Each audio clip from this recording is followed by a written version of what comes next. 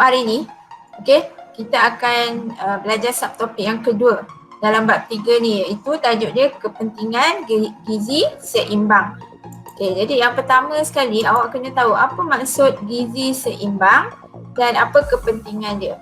Okay, maksud gizi seimbang ni adalah makanan yang mengandungi semua kelas makanan yang diperlukan oleh tubuh badan dalam kuantiti yang betul. Okay, sebelum ni awak dah belajar kan, ada 7 kelas makanan, okay, yang kita kena ambil dalam pemakanan kita. Okay, yang pertama karbohidrat, okay, yang kedua protein, yang ketiga lemak. Okay, cikgu tulis kat sini ya. Kelas makanan yang awak dah belajar sebelum ni. Okay, kita buat ulang kaji sikit. Yang pertama karbohidrat. Okay, yang kedua awak dah belajar protein. Okay, yang ketiga lemak. Okay, yang keempat vitamin. Okay, yang kelima mineral. Yang keenam lawas. Okay, dan yang ketujuh air kan. Okay, jadi ini 7 kelas makanan yang utama yang badan kita perlukan. Okay, dan gizi seimbang ni maksudnya berapa kuantiti yang betul yang awak perlukan untuk ambil karbohidrat, ambil protein, okay, ambil lemak, ambil vitamin, okay, ambil mineral, lawas, air. Dia ada kuantiti yang perlu untuk tubuh badan kita. Tak sama untuk semua manusia. Untuk semua orang tak sama. Okay, jadi kepentingan gizi seimbang ni apa? Okay, yang pertama, untuk membekalkan jumlah tenaga yang diperlukan oleh badan. Okay, maksudnya gizi seimbang ni dia pemakanan yang akan bagi kita jumlah tenaga yang kita perlukan, yang badan kita perlukan. Okay, bukan yang suka-suka hati kita je nak makan. Okay, yang kedua, membekalkan bahan-bahan untuk pertumbuhan badan. Okay, dan yang ketiga, membekalkan nutrien untuk kesihatan yang baik. Okay, yang penting badan kita mesti sihat kan. Kalau tak sihat nak buat kerja pun dah tak seronok, nak belajar pun kita akan rasa malas kan. Nak tolong ibu pun rasa malas kalau badan tak sihat. Jadi kesihatan tu sangat penting lah. Okay, jadi gizi seimbang ni kita kena ambil makanan yang punya gizi yang seimbang. Okey, jadi bagaimana kita nak sediakan hidangan makanan yang sihat, dan lengkap kelas makanannya. Okay, jadi kita sebenarnya perlu rujuk piramid makanan. Okey, piramid makanan ni dia bentuk macam piramid ni lah, macam dalam gambar ni. Okey, dia menunjukkan berapa kuantiti makanan yang kita perlukan. Maksudnya kalau yang paling bawah ni, nasi, mi, roti, bijirin dan ubi-ubian, awak kena ambil dalam kuantiti yang banyak. 4 hingga 8 sajian sehari. Yang kedua, sayur-sayuran dan buah-buahan. Ini 2 hingga 3, kalau sayur-sayuran 3 sajian sehari, kalau buah-buahan 2 sajian sehari dicadangkan. Ini Kementerian Kesihatan Malaysia yang keluarkan. Yang seterusnya, susu dan produk tenusu. Ini dia punya sajian tu 1 hingga 3 sajian lah. Ataupun kalau protein ni 1.5 hingga 2 sajian. Yang paling atas sekali ni lemak, minyak, gula dan garam. Maksudnya awak kena makan sedikit. Jadi piramid makanan ni diwujudkan oleh Kementerian Kesihatan untuk bagi awak panduan macam mana nak sediakan makanan yang mempunyai gizi yang seimbang. Okey, selain piramid makanan, Kementerian Kesihatan juga, Kesihatan Malaysia juga dia memperkenalkan yang kita namakan model pinggan sihat. Awak pernah cikgu rasa awak pun pernah tengok model pinggan sihat ni. Model pinggan sihat ni sebagai panduan lah untuk kita amalkan pemakanan yang mempunyai gizi yang seimbang. Model pinggan sihat ni dia cakap suku-suku separuh. Maksudnya dia cadangkan dalam satu pinggan tu awak kena ambil suku protein protein tu contohnya ikan, ayam, daging ataupun kacang. Okay, suku karbohidrat iaitu nasi, mi, roti, bijirin, okay, produk bijirin dan ubi, dan separuh buah-buahan dan sayur-sayuran. Okay, maksudnya suku separuh ni dicadangkanlah untuk kita makan. Maksudnya lebih baik kita ikut model tinggal sihat ni lah, supaya kita dapat pastikan makanan yang kita ambil tu memang seimbang. Okey, selain daripada awak kena pastikan makanan yang awak ambil tu seimbang, awak kena juga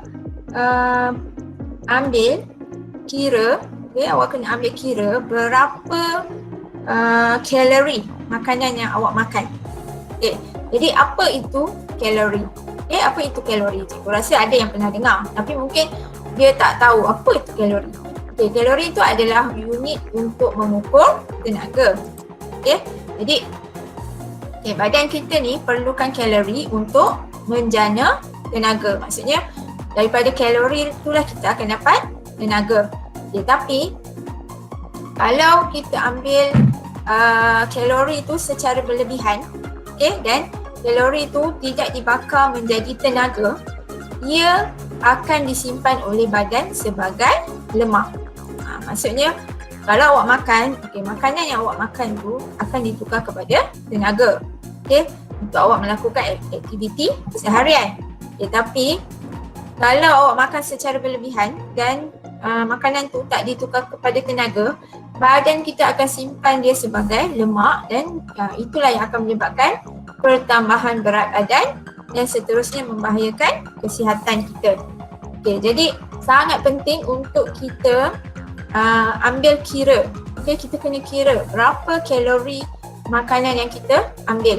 Kalau awak tengok dalam makanan yang awak beli kan, biasanya dekat belakang dekat label makanan tu dia ada tulis berapa kalori makanan yang ada dalam makanan yang awak beli tu, berapa kalori protein, karbohidrat, macam tu lah. Jadi awak kena tahu apakah faktor yang mempengaruhi pengambilan kalori.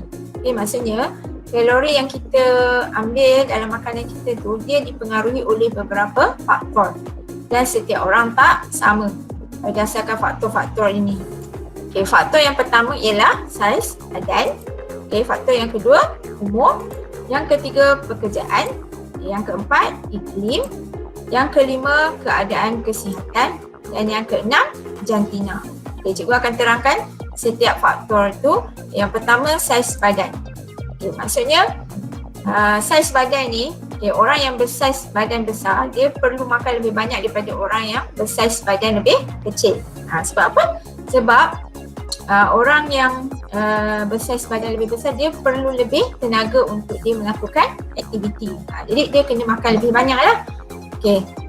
Jadi faktor yang kedua pula adalah umur kan.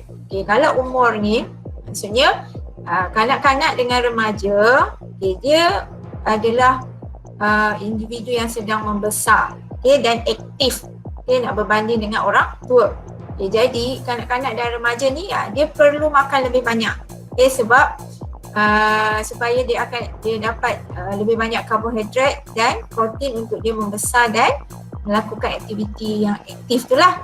Jadi maksudnya kalau orang yang kanak-kanak dan remaja ni dia kena ambil kalori lebih banyak berbanding dengan orang tua.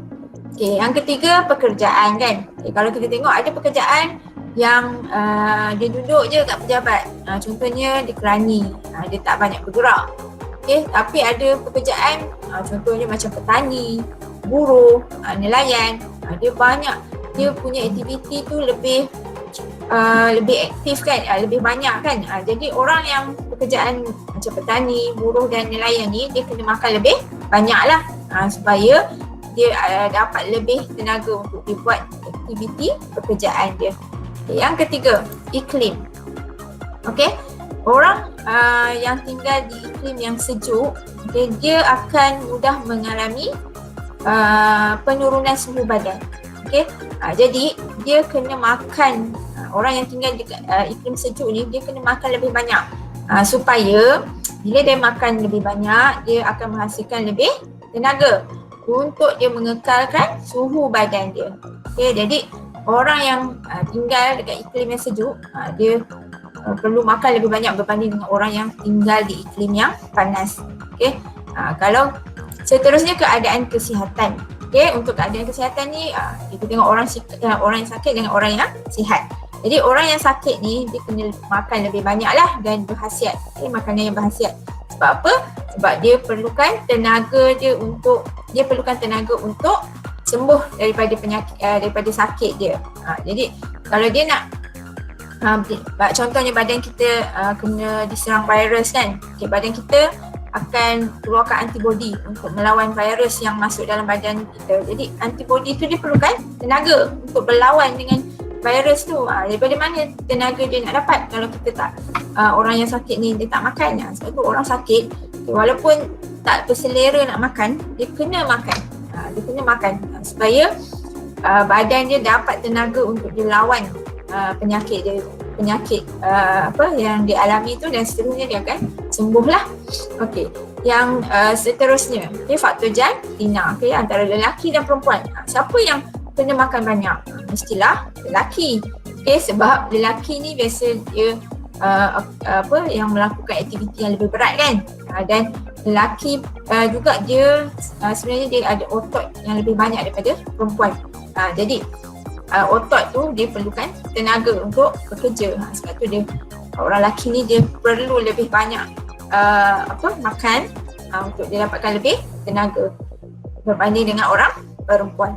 Jadi inilah 6 faktor yang mempengaruhi pengambilan kalori. Maksudnya bila kita makan, kita kena kira berapa kalori yang kita makan, dan kita kena tengok saiz badan kita, umur kita, pekerjaan yang kita buat, iklim, cuaca macam mana, keadaan kesihatan kita, dan jantina lah untuk kita makan tu, untuk kita ambil berapa kalori dalam makanan kita. Jadi kalau orang tu dia ambil lebih kalori yang dia perlukan, jadi badan dia akan naik lah, berat badan dia akan meningkat lah. Bila kita buat kerja pun ada kalori yang kita gunakan. Jadi orang yang dia nak naikkan berat badan dia kena makan lebih kalori daripada yang dia buat, dia bekerja. Kalau orang yang dia nak kuruskan badan, dia kena ambil kalori yang kurang daripada aktiviti yang dia buat. Tapi tak apa, itu tambahan lah untuk awak, tapi tak ada dalam silibus awak. Seterusnya, nilai kalori makanan. Macam cikgu cakap tadi kan, dalam makanan tu ada nilai kalori yang tertentu. Apa nilai kalori makanan? Nilai kalori makanan tu adalah jumlah tenaga yang dibebaskan apabila 1 gram makanan dibakar dengan lengkap di dalam badan. Maksudnya bila 1 gram makanan yang awak makan tu dibakar dengan lengkap menjadi tenaga, itu kita panggil nilai kalori makanan. Jumlah tenaga ni kita ukur dalam unit kalori atau joule. Jadi 1 kalori sama dengan 4.2 joule. Jadual dekat bawah ni adalah contohlah nilai kalori atau nilai tenaga yang ada dalam lemak, protein dan karbohidrat. Kalau lemak, dalam 1 gram lemak ada 37 kilojoule tenaga, ataupun kilokalori. 1 gram ada 9 kilokalori tenaga. Protein pula, dalam 1 gram protein ada 17 kilojoule ataupun 4 kilokalori. Kilokalori. Untuk karbohidrat pula, nilai tenaga yang ada dalam 1 gram karbohidrat adalah 17 kilojoule ataupun 4 kilokalori. Jadi ini adalah nilai tenaga yang ada dalam 1 gram. 1 gram lemak, 1 gram protein dan 1 gram karbohidrat. Dan dia adalah tetaplah nilai tenaga ni. Okay. Jadi kenapa awak kena tahu ni? Sebab awak kena tahu macam mana nak kira kalori. Okay. Contoh macam yang cikgu tunjukkan ni kan. Okay. Contoh yang cikgu tunjuk ni. Okay, dia kata dalam kelas makanan, okay, karbohidrat, okay, ada 17.2 nilai kalori yang ada dalam karbohidrat 17.2 kilojoule per gram. Okay, ni maksudnya 1 gram sama dengan 17.2 kilojoule. Okay, maksudnya 1 gram karbohidrat ada 17.2 kilojoule. Okay, yang protein ni pula 1 gram protein sama dengan 22.2 kilojoule. Okay. Okay, lemak pula 1 gram lemak ada 38.5 kilojoule. Okay, contoh ni dia cakap seorang lelaki mengambil sarapan yang terdiri daripada 20 gram karbohidrat, 10 gram protein dan 10 gram lemak.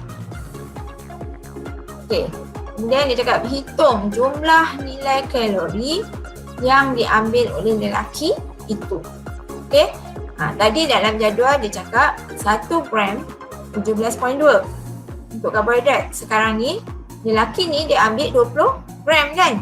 Jadi maksudnya 20 darab 17.2. Tambah, kemudian dia ambil 10 gram protein. Dalam jadual dia cakap 1 gram sama dengan 22.2. Jadi nak tahu berapa protein yang dia ambil, dia darab 10 lah. 10 darab berapa kalori dalam protein yang dia ambil. Jadi dia kena 10 darab 22.2. Tambah 10 gram lemak. Dia ambil 10 gram lemak. Jadi dalam jadual kalau lemak 1 gram sama dengan 38.5. Jadi 10 gram maksudnya dia darablah 10 darab 38.5. Jadi jumlahnya adalah 951 kilojoule. Maksudnya lelaki ni dia telah ambil 951 kilojoule dalam sarapan dia. Jadi inilah nilai kalori makanan yang cara untuk kita kira nilai kalori makanan yang diambil oleh lelaki itu. Nanti cikgu akan bagi latihan lah untuk awak buat supaya awak lebih faham lah macam mana nak kira kalori. Jadi kesimpulannya, kenapa kita perlu apakah kepentingan untuk mengekalkan kesihatan? Kenapa kita perlu mengekalkan kesihatan badan kita? Yang pertama, untuk kita mengelakkan penyakit. Penyakit seperti kencing manis, darah tinggi dan sakit jantung. Sebab penyakit-penyakit ini tahu macam contoh kencing manis ni dia tak ada ubat. Dia cuma boleh mengurangkan kesan penyakit tu, tapi dia tak akan sembuh. Dan punca-punca kenapa kita boleh dapat penyakit ni adalah sebab tak jaga pemakanan lah. Contoh awak kalau kencing manis, makan gula terlalu banyak. Makan makanan yang mengandungi kandungan gula yang terlalu tinggi. Kalau darah tinggi ni pula awak ambil garam yang terlalu banyak. Kalau sakit jantung ni pula biasanya disebabkan oleh awak makan makanan yang berlemak lebih daripada yang sepatutnya. Jadi ini penyakit yang kita kena elakkan lah, sebab dia tak ada ubat. Dia cuma boleh mengurangkan sakit awak je, tapi nak sembuh tu susah. Yang kedua, untuk mengelakkan masalah obesiti ataupun kegemukan lah. Bila kita mengalami obesiti, kita nak buat apa-apa aktiviti pun terbatas kan. Contohnya awak nak berjalan pun awak tak boleh jalan laju-laju, nak lari pun cepat penat. Dan masalah obesiti ni pun akan mengundang penyakit-penyakit yang macam kencing manis, darah tinggi, sakit jantung. Okey. Jadi betapa pentingnya untuk kita ambil pemakanan yang mempunyai gizi yang seimbang lah untuk kita elakkan daripada mendapat penyakit-penyakit yang macam cikgu cakap ni, ataupun untuk mengelakkan kita daripada mengalami masalah obesiti. Okey, jadi untuk 3.2 okey, sampai di sini saja. Okey, nanti cikgu akan sambung subtopik yang seterusnya dalam kelas yang seterusnya lah. Okey.